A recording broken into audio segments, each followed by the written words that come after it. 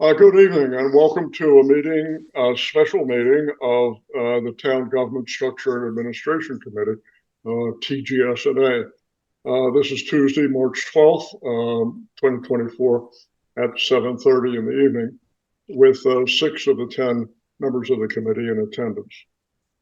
Welcome to everyone. There's a published agenda which says that this is technically a special meeting because of the change from in-person to video.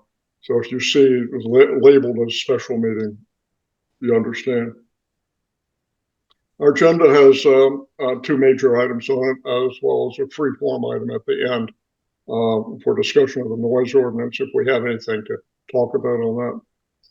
But I trust that the exhibits that are part of the package have to do with 2 topics. One, the first, is to discuss and prepare a recommendation concerning Section 2307A of the Town Code in regard to electing a member of the Board of Ethics when there are 3 or more candidates.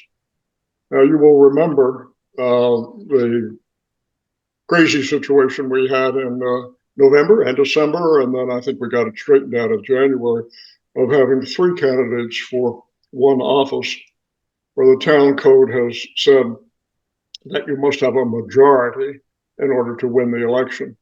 With 3 candidates split fairly evenly, we were locked up. Now that situation has been resolved with the election of 1 person at our last meeting because the 2 candidates dropped out. But our moderator, Seth Morton, has requested that we adjust the Appendix B so that should this situation come up again, we have a good way of dealing with it. The 2 pages that you have are a choice between electing in a situation of 3 or more candidates, the majority routine, which would be conduct the election. If nobody had a majority, ask the person with the least number of votes to drop out and have the election again. So if you had 3 candidates in this situation, you'd have 2 ballots. You had 4 candidates in some crazy situation, while you could have as many as 3 ballots. The alternative to that is to run the election on the basis of a plurality. And plurality means that the person who gets the largest number of votes wins. So in that case, if we had the 3, we had this lockup situation again, perhaps the 3 candidates getting 33%, 33%, and 34%. The person getting 34 would be the winner, and that would be it. Some people prefer, in Rules Committee, preferred that method because you only have 1 ballot and you can move on to other business.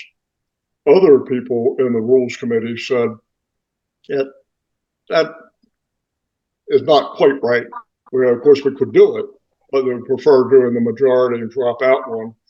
The advantage of the majority way and the weakness of the plurality way is that if you have the 3 candidates and the 1 is slightly ahead and the other 2 are actually splitting a vote, where the voters could either vote for one of those or the others, both would be frustrated because if those 2 votes were combined, perhaps their candidate would be ahead and win. So the plurality does require a second, the majority does require a second ballot. Does anybody want to weigh in? And so what Rules did was to throw it to us, and we will make a recommendation of one of them or the other, and that paperwork will go into the package that will be distributed by the town clerk in the warning package, and that will be the version that is considered by the RTM. Enough people on the RTM don't like the one we've chosen. Of course, they can raise their hand and process an amendment which would switch it over to the other method. But it's incumbent on us to take one of them or the other. I am sure you've thought this through thoroughly and are prepared to defend one or the other. You want to start, Harry? Who want to go first, and then we'll have a vote on it. I have a question. Hello? Ann? Yes, Ann. Okay. Gail, yes, thank you. On the plurality option, I don't really like the writing of the red that he's added, because I think it leaves a lot out. Like, in the event that there are 3 or more candidates to fill a vacancy, what if there's 3 vacancies? They're not explaining it to us. And does this mean on this option we would never do a majority vote first? That might be nice to do a majority vote first and then do plurality after that if you have to, but at least get somebody who has a majority if you can. What do you think? You're right. I'm looking at that. There is a difference. One has a vacancy and one has the vacancy. I wouldn't get hung. I wouldn't get hung up on that, because I can call that deficiency to town council's attention tomorrow morning. Get that. All right, but it could be 3 vacancies, right? And then you just keep voting. Like, I don't know, like plurality. I guess we could have found, out of the 6, we could have found 3 people, correct, that we had this issue with 1 vote. Both of these. If there's 1 candidate, fine. That's it. If there are 2 candidates, the majority. And I'm talking about what we had. Both of these resolutions are to address the problem of having 3 candidates or more. We had 6 candidates for 3 spots, correct? The 6 candidates. These rules will work for 6 candidates as well as 3. Yeah, no, I mean, in our problem in the RTM, it was 6 candidates for 3, I believe, right? 3 spots. I don't remember. I think there were 6 nominated, and only 3 said they would be willing to run. So it came down from a nightmare to only a slight nightmare. Got it. Yeah, I mean, it just, to me, this looks like they're waiting until there's only a vacancy, as opposed to right away doing plurality. Does this mean they would start with plurality? What if we have, they say A, and that really does, I don't like that, because it means I think you've identified a flaw. You've identified a flaw with both of them, and so we'll acknowledge that. No, acknowledge both of them, and so I acknowledge that, and we'll try to get that resolved. Sort of a moot, is it moot question? Anyway, it's fair. No. It's fair and balanced question. I was going to say that I think I'd generally be fine with the plurality approach, but I think it should be, at least my thought process was, if you go the plurality approach, you kind of have to set. If you're going to go plurality, then I feel like you should set a minimum percentage. In other words, you should say the plurality of the vote, but no less than 30% of the vote. But then, just to take that one step further, then you're kind of ending up in the same spot as you would be if you went with majority, because you run the risk of having multiple. You have to have multiple elections or multiple ballots, and so. I think frankly, it may not seem like it now, but I think for overall long-term simplicity, I think sticking with the majority is probably the right way to go. I kind of do too. Okay, for now, let's hear some other opinions, and then we'll. Harry, I've never known you not to have a good opinion. Well, I confess I'm not. This is not something I have studied, but my intuition is to say, if you have 3 candidates, then if there's 2 in the 30s and 1 at 15, then maybe you have a runoff. You eliminate the lowest one, and then you go from there. That's the majority that we said. Yeah, then that would. I mean, I don't know. If you try to cover the situations where there's two different positions and there's 4 candidates, it gets pretty crazy. But I would honestly say that whatever the simpler strategy is, that should work. Maybe that's the majority one, but I'll leave it to you. Here's just Okay, for my own we have, for my own edification. How many people are who's voting? Maybe I missed that. The RTM. The whole RTM? Mm-hmm. Okay. So in theory, 100 people. Yeah. and We also had this have to problem. We had a problem recently. I don't know if you were there. we have to with the bear in mind ethics. that this problem has not come up within recent recorded memory. So it's anyway. We have Jessica, Joe, Leon. You can opine if you want. I agree. I think majority makes the most sense. I mean, particularly like here, we're talking about it happened to be in the Board of Ethics. It's an important position. I think for, it obviously has huge implications, and I think it gives more confidence to the decisions that are made on that board anyway, just to have it be a majority conclusion. But all right. Well, we may have a majority in here, nonetheless. Leon and Joe, if you weigh in, and then we'll vote. I think that we should go with the majority. Then, after the vote is done, people know that the person with the majority of support has the position. Yeah. Leon, the deck is stacked against you. I mean, the only reason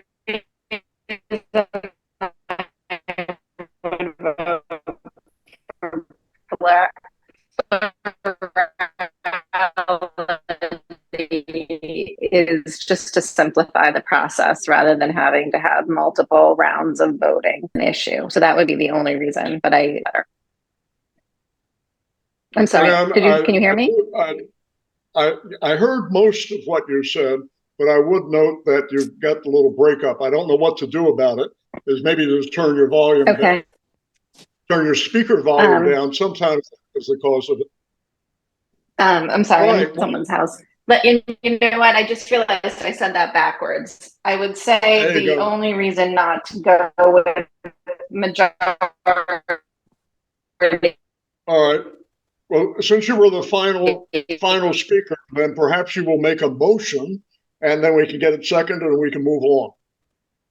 Is because it would be less of. All right, I believe that Leon has made the motion. Who would like to second it? I'm being clerk, by the way. Efficient than going with plurality. Okay. Motion to vote majority rule. And so then the way this works, there's a motion on the floor. It's been nominated and second. Now we can have discussion. Hearing none, we're prepared to go to a vote. All those in favor, please raise their hand. In favor of what? A majority. Okay. Okay. I see that it's unanimous, and I thank you, and we can move on to our next exciting topic this evening. Good job, Frank. All right. The next, and by the way, Angel, I will call that question you had to town council's attention tomorrow morning and see whether it's a vacancy or the vacancy or vacancies. Well, I'll let him sort that. I only had a problem with the second one, the plurality, because it didn't make as much sense. But under majority, it does. I mean, or any, maybe the word would be if there's any vacancy or no, of the vacant. It doesn't tell you what to do if there's two. I guess it's correct because the election it's assumed the election is for a position. So it's filled the position. Or two, right? Yeah, so then you have serial elections. We're having an election for the first position.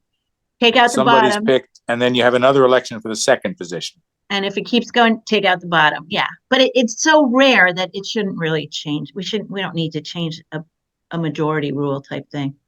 No. Nonetheless, I'll run it by him in the morning. And okay.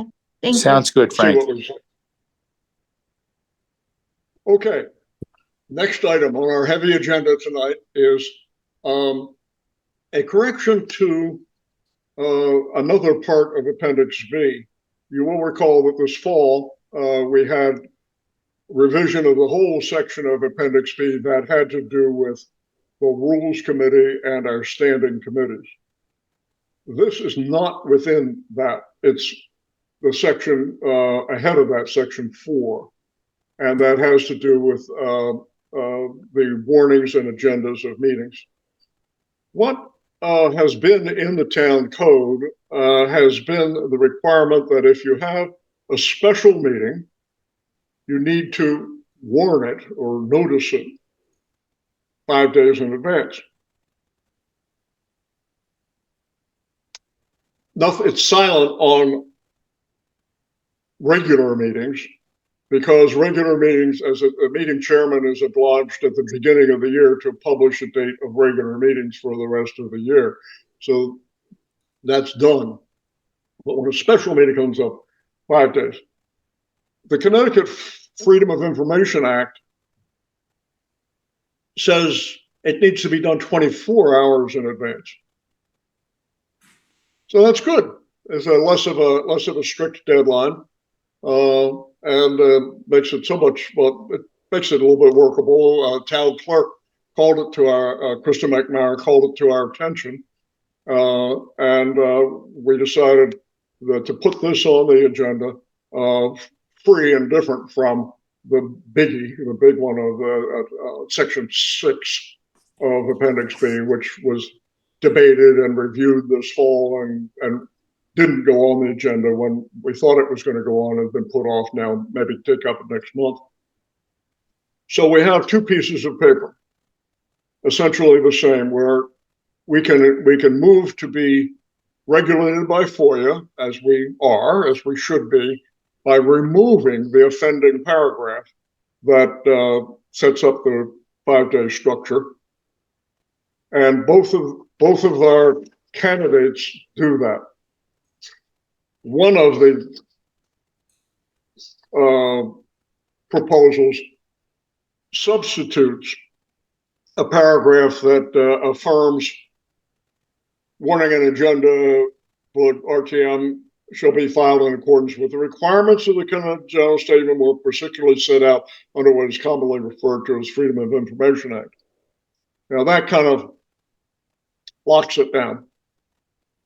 The other view, and in rules there were 2 views, that we didn't need to have that paragraph because it is assumed that all of our legislation, town code, town charter, is in conformity with the state regulations. The town of Darien is not going to enact something that's crossways to what the state says in the Connecticut General Statutes. Therefore, we don't need this illustrative or instructive paragraph. 2 views. And so what rules did, and they're starting to do this more frequently, and kind of a little challenging, they threw it over to us to make the recommendation, just as they did on the plurality and majority, and to make a decision, come back with a recommendation, and that will be in part, excuse me, of the package that goes out to our membership later in the week. So, following our mode of discuss, and we're approaching the end of this meeting, which is great. Well, somebody opine on this, and then we'll walk it around the horn. Don't be shy. Whatever is simplest. True. Also, and yeah. I agree with Harry, whatever's simplest, which would be just to delete the whole thing, because when that happens, the Connecticut statute takes over. So we don't have to say that. A lot of our statutes in Darien, if we don't have them, we would just follow the Connecticut. So I think it's not necessary. And just for consistency purposes, we should probably not put that FOIA in. Harry, you got in there a moment. What is that? What you were saying, Harry? That's probably consistent with, but more elaborate. But if The simplest thing is whatever just is to the take it out. simplest thing for people to understand and live with. You know, I don't pretend to know all the background.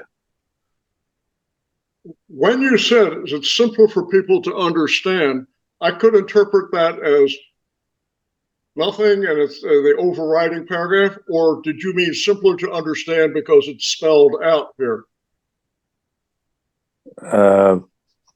Probably the former, because it sounds to me like it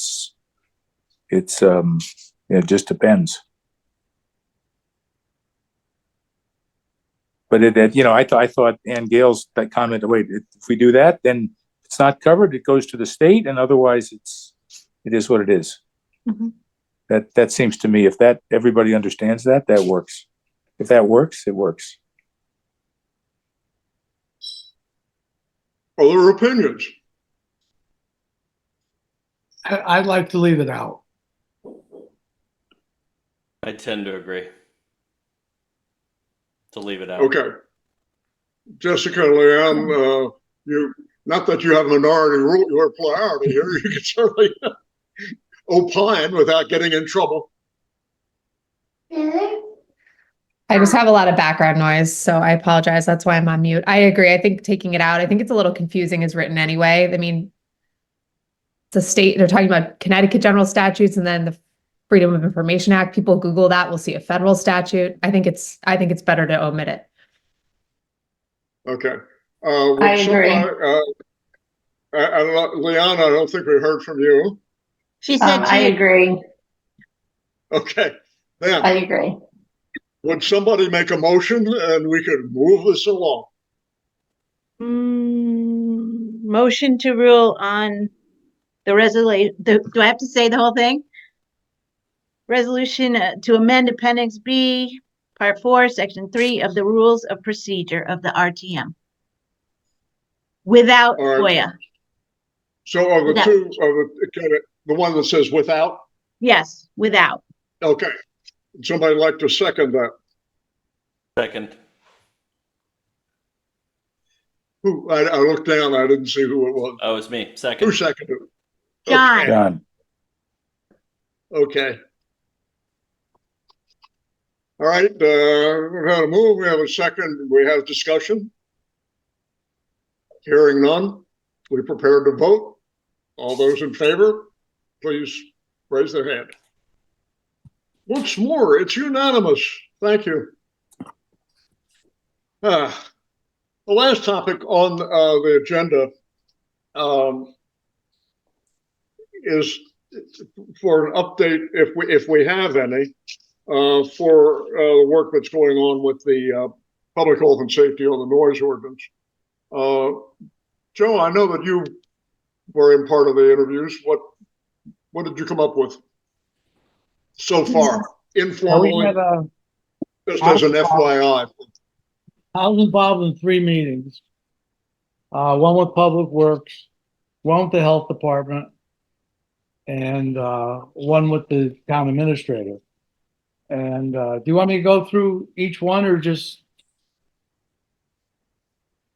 similarity? You could just do what generalize. I mean, I don't think we want to know the specific hours, but in addition to in addition to the hours, what do they come up with?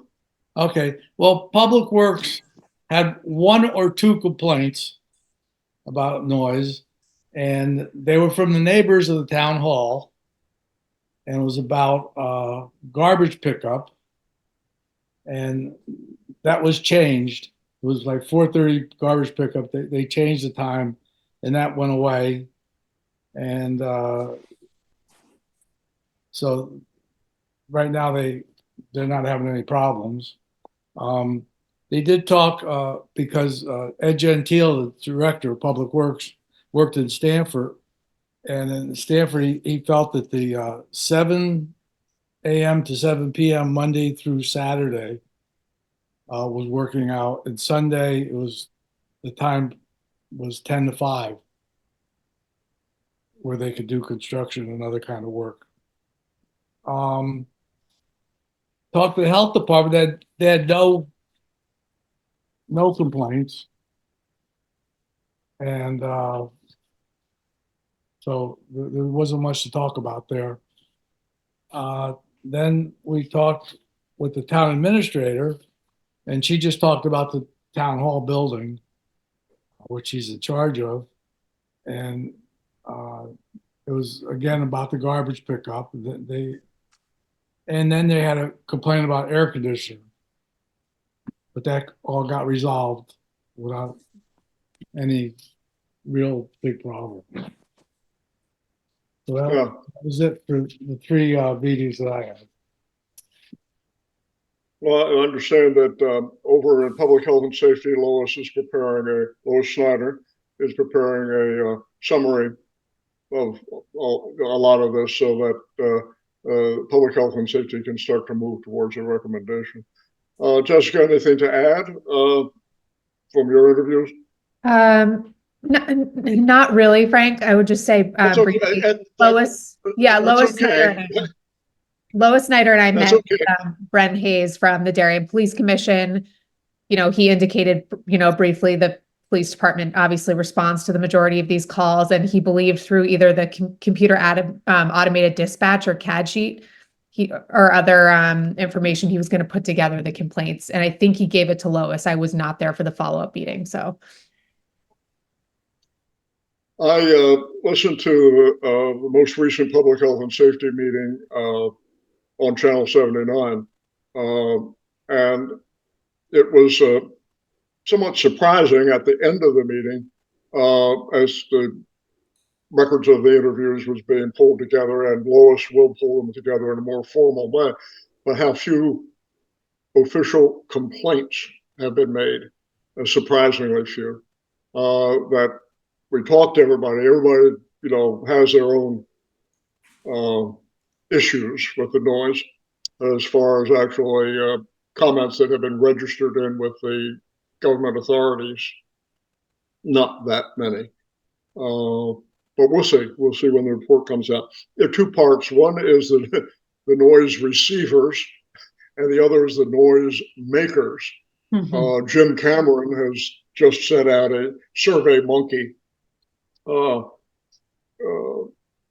request for information from these six garbage haulers, 21 lawn care companies, 8 tree surgeons, for a total of 35 requests for general information about the hours that they are working, and they did inquire about the equipment that they're using, gas or electric. Although I don't believe that Public Health and Safety is going to go down that road of regulating the type of equipment. One never knows, but they're primarily interested in the hours at this moment. Jim said this afternoon that of the 35 requests that went out, he's received 4 answers. But it's a little early in the game and time for a little follow-up. And I'm sure that as this thing goes along, we'll get better information from the professionals, the contractors who will be impacted by this. Anything else on this topic? That was just sort of a general update. Is there an option that we might not do anything since these complaints aren't that frequent or major? I'm sorry, could you repeat that? I was just going to say, is there a possibility we won't do an ordinance since there aren't that many complaints that we've found, or that they're not that big a deal? Or they resolve themselves? It's early. If there is a public hearing on this, while there have been few complaints that have been officially reported, if and when they have a public hearing on it, there may be a more broad view of it all coming from the people who are upset about it, as opposed to, as we explained, trying to get a handle on this it's interesting the way to go about it. I will add that sort of a civics 101 for me is that when you have a regular meeting, you can always say, is there anything else anything else we want to talk about? But when it becomes a special meeting, you have to stick to the agenda. And that's the way it is, and I've learned about that over the years. So this having been morphed into a special meeting, I'm afraid that we can't discuss anything else at this point, now that we have exhausted the agenda. Therefore, I am forced, I'm compelled, I'm required to ask for a motion to adjourn. Oh, wait, 1 minute. I'm sorry. You didn't do the approval of the minutes. That was the number one on the agenda. Did you want to do that? I'm sorry? Approval of the minutes, number one. Thank you Good very job. much. Oh, thank you. So may I have a motion to review, to accept those minutes, please? Motion to accept the minutes. Okay. All right, I am doing clerking here now. You're doing And good. it is second by Harry? Yep. All right. And so all of those in favor of accepting the minutes from our last meeting? Oh, it's unanimous. Thank you so much. And now I'll entertain a motion to adjourn. Motion to adjourn. Please. And you've been working very hard on this all tonight. A second. Okay. Jessica, you're on the boards. Thank you all so much, and I'll see you next Monday evening at our RTM meeting, which is at 8 o'clock in Town Hall Auditorium. Again, Great. TGS&A, thank you very much. Thank Good you. night. Thank you, Thank Frank. you. See you Bye around. now. Thanks, guys. Bye all. See you soon.